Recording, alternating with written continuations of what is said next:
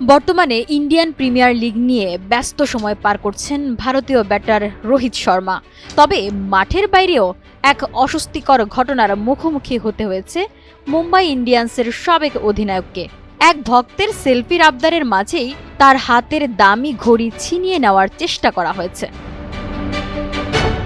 সামাজিক যোগাযোগ মাধ্যমে ছড়িয়ে পড়া এক ভিডিওতে দেখা যায় নিজের গাড়িতে বসে কয়েকজন ভক্তের সঙ্গে কথা বলছিলেন রোহিত। এ সময় তিনি ভক্তদের দিকে হাত নেড়ে শুভেচ্ছাও জানান। পরে এক ভক্ত সেলফি তোলার অনুরোধ করলে হাসি মুখেই তাতে সাড়া দেন ভারতীয় এই তারকা। প্রতিদিন গোসলে সিরামের উজ্জ্বলতা মেরি সিরাম সোপবার। কিন্তু সেলফি তোলার সময়ই ঘটে বিপত্তি। ছবির অজুহাতে এক ভক্ত গাড়ির খুব কাছে চলে যান। রোহিত যখন মোবাইলের ক্যামেরার দিকে তাকিয়েছিলেন তখনই ওই ব্যক্তি তার হাতে থাকা 2.5 কোটি টাকা মূল্যের রোলেক্স জিরাফ ঘড়িটি টেনে নেওয়ার চেষ্টা করেন। দ্রুত বিষয়টি বুঝতে পেরে সঙ্গে সঙ্গে হাত সরিয়ে নেন রোহিত। এরপর ওই ভক্তের প্রতি ক্ষোভ প্রকাশ করতেও দেখা যায় তাকে। পরে বিরক্ত হয়ে গাড়ির জানালা বন্ধ করে দেন ভারতীয় এই ব্যাটার।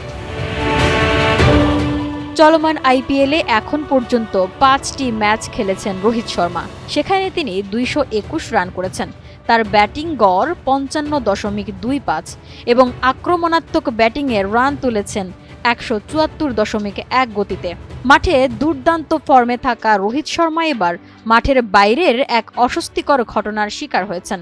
ভক্তের ছদ্মবেশে ঘড়ি ছিনিয়ে নেওয়ার চেষ্টায় বিরক্তি প্রকাশ করেন তিনি, যদিও শেষ পর্যন্ত নিরাপদেই সামাল দেন পরিস্থিতি।